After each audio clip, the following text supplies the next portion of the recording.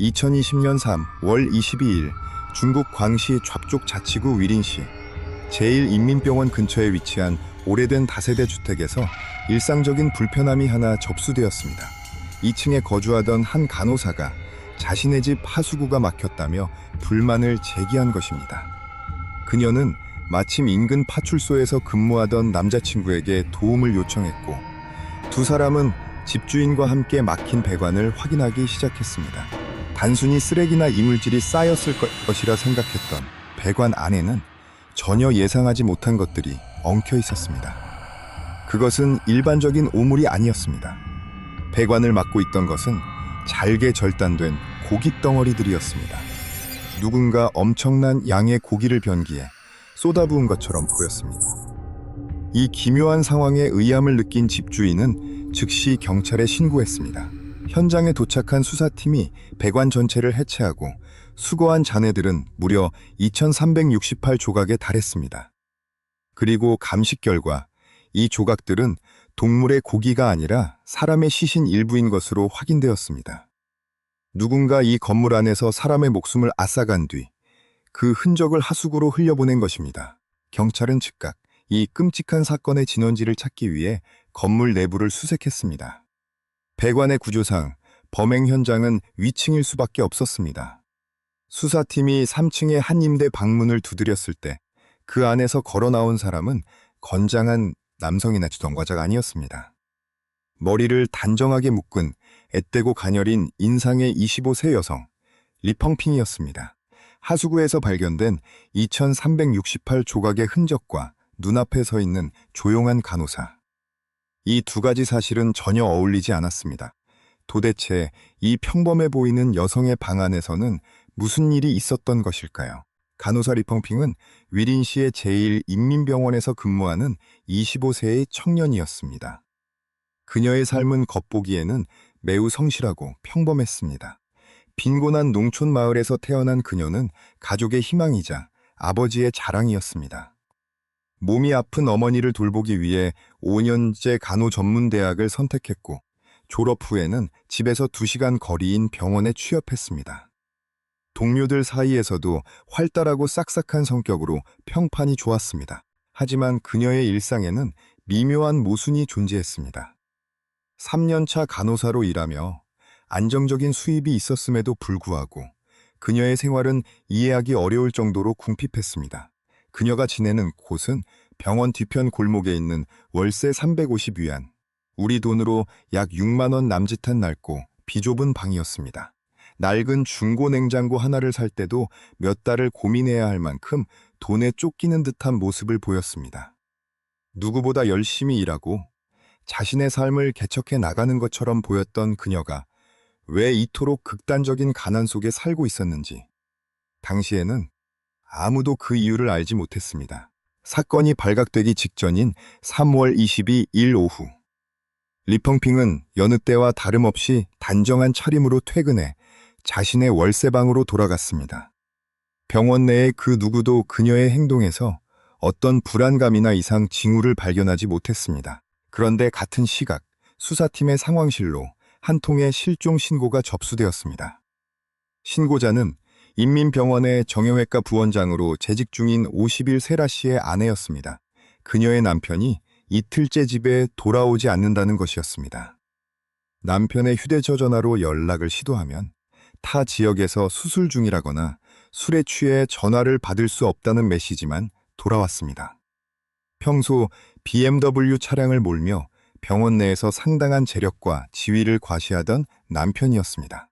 이 신고 내용에는 설명되지 않는 모순이 하나 있었습니다. 아내의 확인 결과 라 부원장은 그 기간 동안 어떠한 타 지역 수술 일정도 배정받지 않았다는 사실이었습니다. 남편의 휴대전화에서 온 메시지는 그가 직접 보낸 것이 아닐 가능성이 높았습니다. 누군가라 부원장의 행적을 위장하고 있었습니다. 그래서 경찰은 즉시 라 부원장의 마지막 동선을 추적했고, 그의 동선이 3층 월세방에 거주하는 간호사 리펑핑과 교차한다는 사실을 확인했습니다. 경찰이 리펑핑의 퇴근길을 막아서고 그녀의 3층 방을 압수수색했을 때 현장의 정황은 명백했습니다. 방 안에서는 시신을 훼손하는 데 사용된 도구들과 뼈가 담긴 검은색 비닐봉지, 그리고 전기밥솥이 발견되었습니다. DNA 대조 결과 피해자는 실종 신고된 라 부원장이 맞았습니다. 초기 사건의 정황만 놓고 보았을 때 사람들은 이 사건이 원한에 의한 청부살인이나 전문적 범죄자의 소행일 것이라 추측했습니다. 51세의 건재한 남성을 살해하고 20시간이 넘는 시간 동안 그토록 치밀하게 흔적을 훼손하는 작업은 25세의 가녀린 체구를 가진 여성이 단독으로 저지르기에는 물리적으로나 심리적으로 너무나 버거운 일이었기 때문입니다. 하지만 경찰 조사에서 리펑핑은 모든 혐의를 곧바로 인정했습니다. 자신이 직접 라 부원장의 목을 졸랐고 시신을 처리한 뒤 다음 날 아침 아무 일 없다는 듯 병원으로 출근했다고 자백했습니다. 그녀의 자백은 사건의 진행 과정을 설명해 주었지만 수사팀에게는 더 큰 질문을 남겼습니다. 대체 왜 이런 짓을 저질렀는가? 조용하고 성실했던 간호사와 병원의 고위직 의사. 두 사람 사이에는 대체 어떤 비밀이 숨겨져 있었던 것일까요? 이 질문에 답하기 위해 수사팀은 리펑핑의 과거, 2년치 금융거래 내역을 확보했습니다. 그리고 그 안에서 그녀의 낡은 월세방과는 전혀 어울리지 않는 거대한 숫자의 흐름을 발견했습니다. 발단은 2018년 6월이었습니다. 신생아 병동에서 정형외과로 부서 이동을 한 리펑핑은 새로운 환경에 적응하며 스트레스를 받고 있었습니다. 그러던 중 야간 근무 시간에 수간호사 류 씨로부터 인터넷 도박 앱을 소개받았습니다. 처음에는 단지 적은 돈으로 즐기는 가벼운 오락에 불과했습니다. 그러나 인증 절차나 베팅 한도가 없는 이 불법 플랫폼은 순식간에 그녀를 집어삼켰습니다. 그녀의 계좌에서는 하루에도 수십만 위안이 오가기 시작했습니다. 어떤 날은 한 번의 베팅으로 10만 위안을 따기도 했지만 결과적으로 알고리즘에 의해 통제되는 플랫폼에서 그녀가 이길 확률은 없었습니다. 불과 1년 만에 리펑핑이 도박 앱에 쏟아부은 돈은 290만 위안에 달했습니다. 초임 간호사의 월급으로는 평생을 모아도 갚기 힘든 천문학적인 금액이었습니다. 이 거대한 손실은 필연적으로 또 다른 거짓말을 낳았습니다. 리펑핑은 어머니의 암 치료비나 간호사 시험 준비를 핑계로 동료들에게 조금씩 돈을 빌리기 시작했습니다. 급기야 2019년 7월에는 의료진 대상의 대출 제도를 이용해 친한 동료들의 명의로 1인당 30만 위안에 달하는 돈을 대출받게 했습니다. 심지어 법정 최고 금리인 36%를 초과하는 불법 사채 앱에도 손을 댔습니다. 수사팀은 여기서 그녀의 심리적 모순을 짚어냈습니다. 온라인에서는 매일 수억 원의 판돈을 굴리며 감각이 마비되어 있었지만 현실에서는 단돈 몇만 원짜리 중고 냉장고조차 쉽게 사지 못하는 철저한 붕괴 상태였던 것입니다. 막대한 빚에 짓눌려 있던 2019년 10월, 리펑핑은 자신이 근무하는 과외 부원장인 라 씨에게 20만 위안을 빌려달라고 부탁했습니다. 라 부원장은 흔쾌히 돈을 빌려주겠다고 답했습니다. 하지만 거기에는 조건이 붙어 있었습니다. 두 사람은 병원 인근의 고급 호텔에서 만났습니다. 리펑핑의 진술에 따르면 방에 들어섰을 때 라 부원장은 이미 옷을 모두 벗고 있었습니다. 그녀가 혐오감을 느끼고 방을 나서려 하자 라 부원장은 자신의 지위를 이용해 협박했습니다. 자신의 말을 듣지 않으면 병원에서 해고되게 만들 것이며 경찰과 검찰에 아는 사람이 많아 가족들까지 무사하지 못할 것이라고 압박했습니다.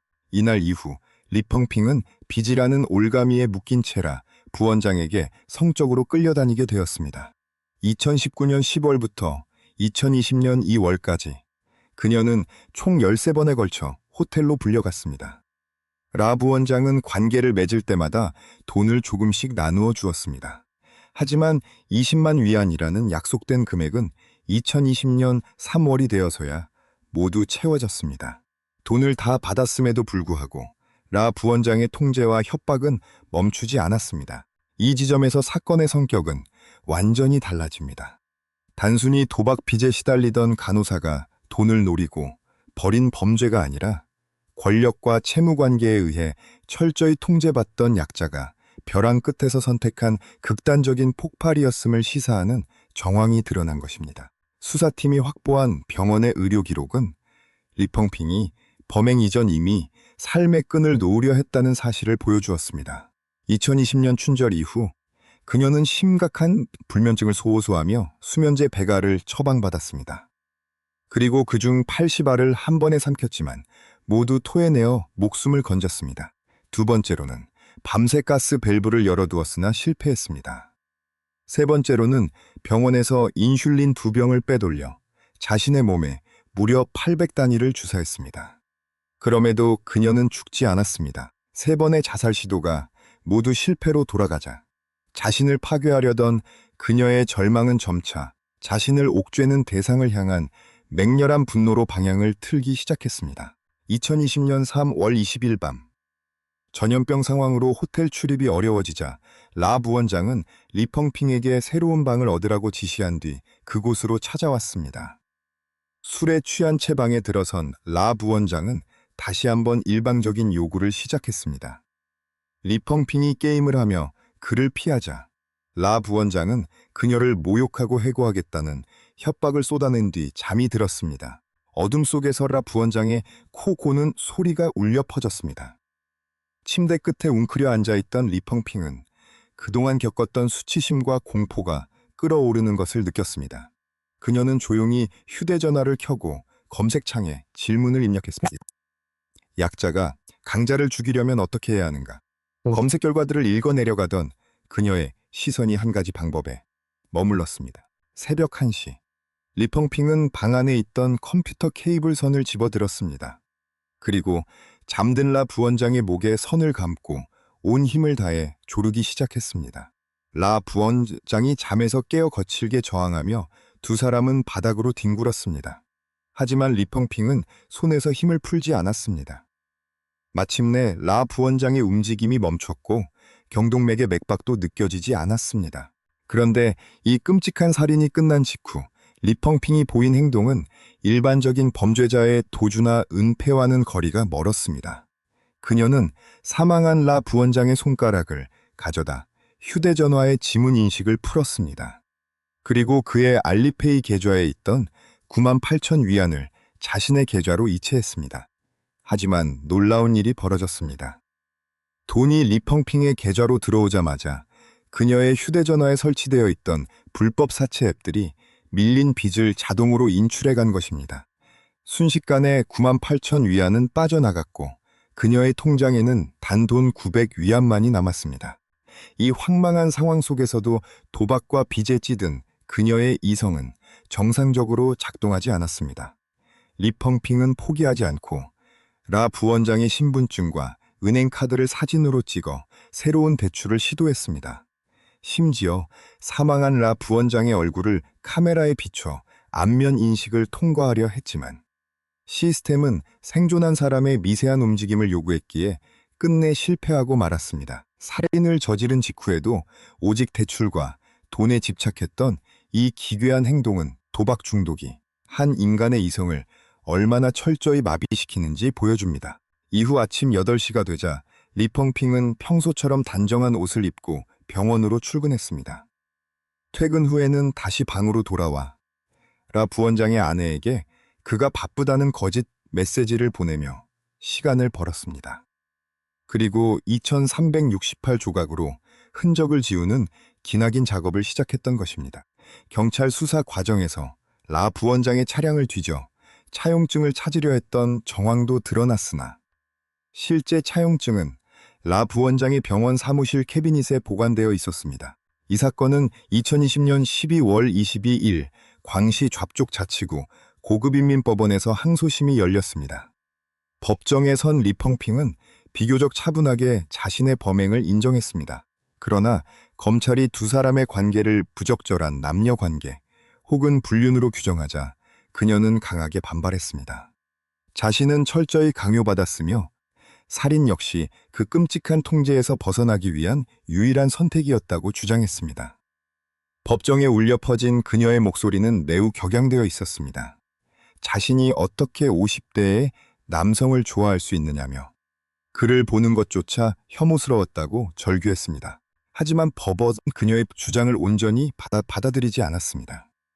두 사람이 주고받은 휴대전화의 대화 기록은 이미 삭제되어 복구가 불가능했고, 리펑핑이 지속적으로 라 부원장을 만나러 호텔에 갔다는 점, 그리고 범행 당일 10시가 넘은 시각 라 부원장에게 직접 문을 열어주었다는 점을 고려할 때 강압에 의해서만 관계가 유지되었다고 보기는 어렵다고 판단했습니다.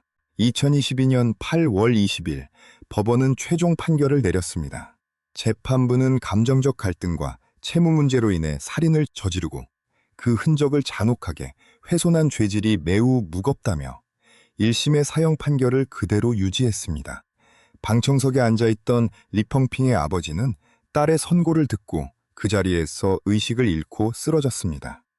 평생 농사를 지으며 딸을 자랑스럽게 여겼던 아버지는 도대체 지난 1년 동안 딸에게 무슨 일이 있었기에 그 착하던 아이가 이렇게 망가져버린 것인지 끝내 이해하지 못했습니다. 우리는 이 사건을 통해 한 가지 깊은 질문을 마주하게 됩니다. 위린 씨의 낡은 월세방 하수구에서 발견된 2368개의 흔적, 그 끔찍한 결말의 진짜 시작은 어디였을까요? 만약 2018년 6월의 그 야간 근무 시간에 수간호사가 도박 앱을 소개하지 않았다면 어땠을까요? 화면 속 작은 버튼 하나를 누르는 순간부터 평범하고 성실했던 25세의 청년은 서서히 빛을 잃어가기 시작했습니다. 눈에 보이지 않는 디지털 숫자의 늪은 그녀의 통장뿐만 아니라 인간으로서의 존엄과 이성, 그리고 마지막 남은 인성마저 앗스갔습니다. 결국 이 사건은 단순히 돈을 노린 계획범죄도 완전한 정당방위도 아니었습니다. 온라인 도박이라는 끝없는 탐욕의 시스템이 한 개인을 어떻게 무너뜨리는지, 그리고 벼랑 끝에 몰린 인간이 권력의 폭력과 마주했을 때 얼마나 참혹한 괴물로 변할 수 있는지를 보여주는 비극이었습니다. 평범한 간호사와 피도 눈물도 없는 살인마. 그 두 가지 모습 사이의 거리는 우리가 생각하는 것보다 훨씬 더 가까울지도 모릅니다. 여러분은 이 사건에서 가장 설명하기 어려운 부분이 무엇이라고 생각하시나요? 여러분의 생각을 댓글로 남겨주세요.